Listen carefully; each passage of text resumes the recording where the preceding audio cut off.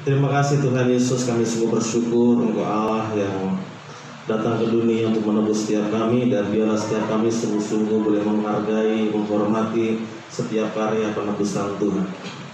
Tuhan Yesus, mari Kau berbicara buat kami di pagi hari ini agar setiap kami memahami dan mengerti setiap rancangan Tuhan dalam kehidupan kami. Dan biarlah hati kami seperti tanah yang subur, yang siap ditaburi oleh kebenaran firman Tuhan, dan urapi hamba-Mu untuk boleh menyampaikan kebenaran firman Tuhan. Di dalam nama Tuhan Yesus kami sudah berdoa dan bersyukur. Haleluya. Mari semua katakan amin. Mari silakan duduk kembali. Coba berikan senyum yang paling manis buat kiri kanannya, atau buat berikan lambaian tangan. Meskipun tidak terlihat senyum, tapi terlihat dari sinaran matanya kalau dia sedang tersenyum. Ya, puji Tuhan, Bapak Ibu Saudara, kita masih dengan tema yang sama di sepanjang bulan ini tentang jadilah padaku menurut perkataanmu. Kalau minggu lalu kita belajar dari seorang tokoh yang namanya Maria, bagaimana Maria belajar agar hidupnya senantiasa sesuai dengan perkataan Tuhan. Karena apa? Karena dia tahu bahwa dia adalah hamba Tuhan. Dan saya percaya setiap kita sadar bahwa kita adalah hamba Tuhan, dan setiap hamba Tuhan hidupnya ditentukan oleh perkataan Tuhannya, dan hidup kita juga ditentukan oleh perkataan Tuhan, yaitu perkataan firman. Dan juga Maria adalah seseorang yang begitu percaya bahwa Tuhan akan memberikan yang terbaik dalam kehidupannya, sehingga dia mengatakan jadilah padaku menurut perkataanmu. Dan di pagi hari ini saudara, kita akan belajar dari seorang tokoh yang bernama Musa. Kita akan melihat dalam Bilangan pasal yang ke-20. Bilangan pasal 20 ayat 1 sampai 13.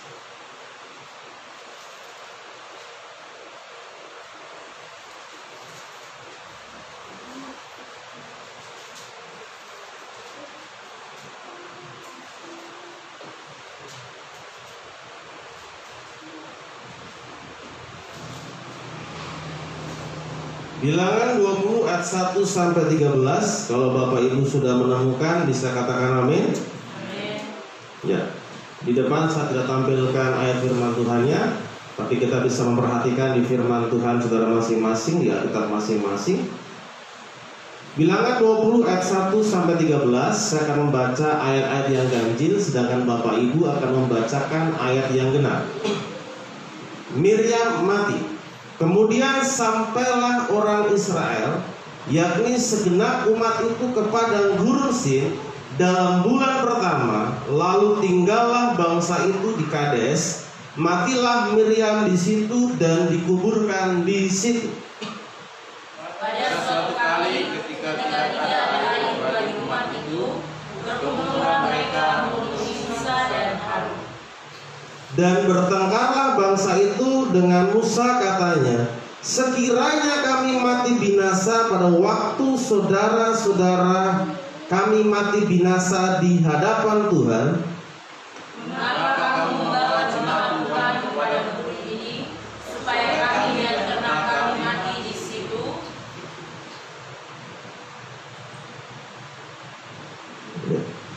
Mengapa kamu memimpin kami keluar dari Mesir untuk membawa kami ke tempat celaka ini, yang bukan tempat menabur, tanpa pohon ara, anggur, dan delima, bahkan air minum pun tidak ada?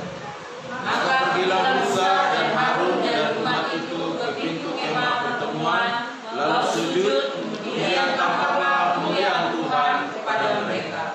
Tuhan berfirman kepada Musa, ambillah tongkatmu itu, dan kau dan Harun kakakmu harus menyuruh umat itu berkumpul. Katakanlah di depan mata mereka pada bukit batu itu, supaya diberinya air. Demikianlah engkau mengeluarkan air dari bukit batu itu bagi mereka, dan memberi minuman itu serta ternaknya. lalu Musa mengambil tongkat itu dari hadapan Tuhan seperti yang diperintahkannya kepadanya. Ketika Musa dan Harun telah mengumpulkan jemaat di depan bukit batu itu, berkatalah ia kepada mereka, dengarlah kepadaku, hai orang-orang durhaka, apakah kami harus mengeluarkan air bagimu dari bukit batu ini? Sesudah itu Musa mengangkat tangannya lalu memukul bukit batu itu dengan tongkatnya 2 kali. Maka keluarlah banyak air sehingga umat itu dan ternak mereka dapat minum. Tetapi Tuhan berfirman kepada Musa dan Harun, karena kamu tidak percaya kepadaku dan tidak menghormati kekudusanku di depan mata orang Israel, itulah sebabnya kamu tidak akan membawa jemaat ini masuk ke negeri yang akan kuberikan kepada mereka. Oke, sama-sama 1, 2, 3. Itulah mata air Meribah, tempat orang Israel bertengkar dengan Tuhan, dan Ia menunjukkan kekudusannya di hadapan mereka. Ya saudara, tadi saya katakan di awal bahwa tema kita adalah jadilah padaku menurut perkataanmu. Dan di pagi hari ini kita akan belajar dalam sebuah tema kecil, yaitu tidak sesuai dengan perintah, saudara. Tidak sesuai perintah. Dalam cerita ini kita akan belajar bagaimana Musa diberikan sebuah perintah kepada Tuhan. Firman Tuhan datang kepada dia, tetapi permasalahannya bahwa Musa tidak melakukan tepat seperti perintah yang Tuhan berikan kepada dia. Dan mungkin juga dalam kehidupan kita seringkali Tuhan menyampaikan firman kepada kita, Tuhan berbicara kepada kita, dan kita tidak melakukan sesuai dengan perintah. Tuhan pinginnya seperti ini, kita pinginnya seperti itu. Sama juga dengan seorang pimpinan sudah kasih perintah, kamu harus bikin begini, bikin begini, bikin begitu. Tapi pada prakteknya anak buah bikin yang lain. Bos punya yang lain, anak buah juga punya yang lain. Demikian juga dengan Musa. Ternyata Musa tidak sesuai dengan perintah yang disampaikan oleh Tuhan.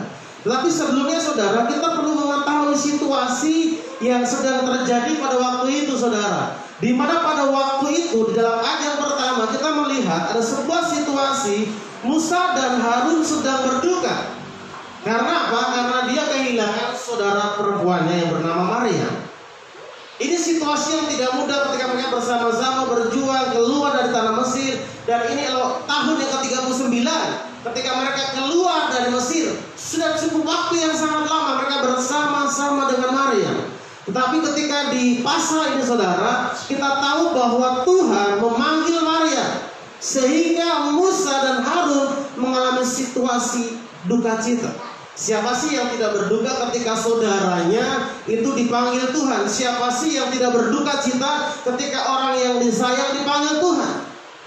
Pasti ada situasi di mana ya mungkin kecewa dan lain sebagainya. Dan itu yang sedang dialami oleh Musa dan Harun.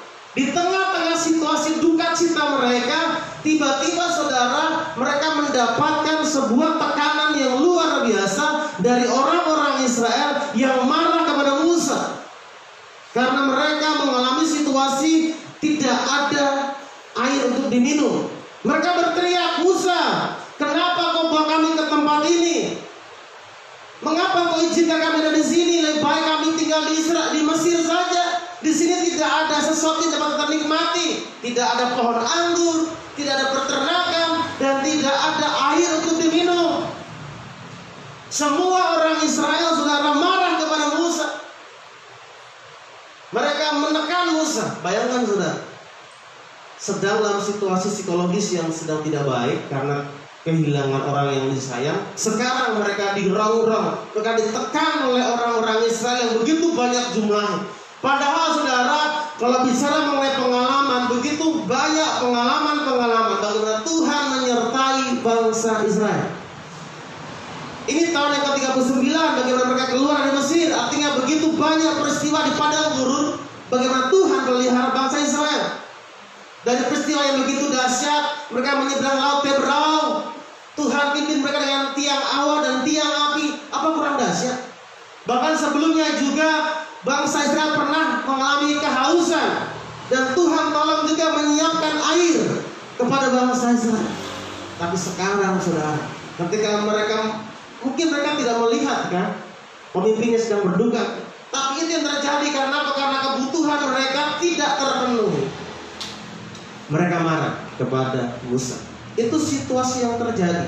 Saya bisa membayangkan bagaimana perasaan Musa, bagaimana jengkelnya Musa. bagaimana dongkolnya Musa. Wah, kamu telah lihat ya bagaimana tahun-tahun ini Tuhan tolong kita. Kamu tinggal minta terus, mengeluh terus. Harusnya bersyukur sudah keluar dari tanah perbudakan, sekarang sudah bebas, merdeka. Harusnya kamu bersyukur. Mungkin Musa berpikir seperti itu, saudara. Di tengah-tengah situasi yang begitu tidak mengenakan, di tengah-tengah tekanan yang begitu berat yang dihadapi dari orang-orang di bawah Musa, orangnya begitu banyak, datanglah firman Tuhan kepada Musa. Coba perhatikan ayat yang ke-8, saudara. Apa perintah Tuhan kepada Musa? Coba kita baca sama-sama dalam hitungan yang ketiga. 1, 2, 3. Ambillah tongkatmu itu, dan kau dan Harun kakakmu harus menunjuk umat itu berkumpul. Katakanlah di depan mata mereka pada bukit batu itu supaya dihayunnya. Demikianlah engkau mengeluarkan air dari bukit batu itu bagi mereka dan beri minum umat itu serta ternaknya. Saudara, setidaknya perhatikan perintah Tuhan. Pertama apa? Tuhan bilang, kumpulkanlah orang-orang Israel. Setelah dikumpulkan apa? Perkatakanlah kepada bukit batu itu, maka bukit batu itu akan mengeluarkan air. Saudara, firman Tuhannya begitu singkat dan jelas. Betul? Petunjuknya sangat jelas. Pertama, kumpulkanlah bangsa Israel. Yang kedua, bilang kepada bukit batu untuk mengeluarkan air, maka bukit batu akan mengeluarkan air. Ini perintah yang susah atau sulit, saudara? Mungkin yang susah yang mengumpulkan, lebih susah dibandingkan kita memperkatakan kepada bukit batu, apalagi kumpulkan orang yang tegar tengkuk, kepala-kepala batu ya saudara, kepala-kepala angin. Itu mungkin lebih susah dibandingkan kita hanya bicara kepada bukit batu. Karena bukit batu kan tidak bisa menjawab, manusia bisa menjawab. Itu perintahnya sederhana. Tetapi kita akan lihat, saudara, kira-kira apa pelaksanaannya. Apa pelaksanaan yang dilakukan oleh Musa? Perhatikan dari ayat yang ke-8 sampai dengan yang ke-11. Kita sekarang lompat di ayat yang ke-9. Kita lihat apa yang dilakukan oleh Musa. Lalu Musa mengambil tongkat itu dari hadapan Tuhan, seperti yang diperintahkannya kepadanya. Jadi yang pertama, saudara, 8 dan 9. Langkah yang pertama jelas bahwa Musa mengumpulkan dan mengambil tongkat sesuai dengan perintah Tuhan. Artinya dia mentaati perintah. Artinya perintahnya dan tindakannya sama. Tetapi saudara, perhatikan di bagian yang berikutnya. Sudah ada pelencengan. Sudah ada firman Tuhan yang tidak sama, tidak seperti perintah yang diberikan. Kemudian ayat yang ke-10, ketika Musa dan Harun telah mengumpulkan jemaah itu di depan bukit batu, berkatalah ia kepada mereka, dengarkanlah kepadaku, hai orang-orang durhaka, apakah kami harus mengeluarkan air bagimu dari bukit batu ini? Saudara, apakah ini bagian dari perintah? Tidak ada, saudara. Tuhan tidak bilang kepada Musa, kau pergi marah sudah kepada orang-orang Israel itu. Tetapi di sini kita melihat bagaimana Musa justru marah-marah, bahkan mengatakan kata-kata yang kasar kepada orang Israel. Dibilang, hai orang-orang durhaka.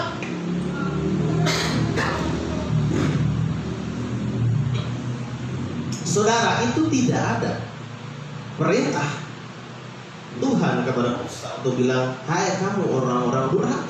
Cuma dibilang kumpulkan saja, tidak dibilang suruh marah-marah orang Israel. Bahkan kita lihat di sini, sepertinya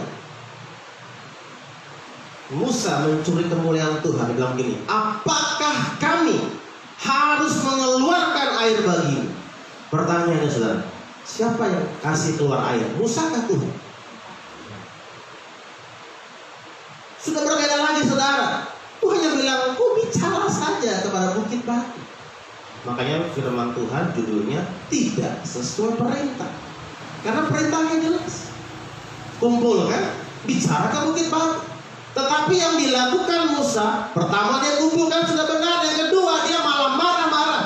Mungkin pengaruh dia lagi duka kan, lagi tertekan, lagi duka cita, orang datang kepada dia, mungkin dia ganas, mungkin dia emosi, makanya dia marah sembarang-sembarang kepada orang-orang Israel, saudara. Bahkan saudara, bukan hanya itu saja, dia bilang, apakah kami seolah-olah sepertinya memukul bukit batu itu dengan tongkat 2 kali.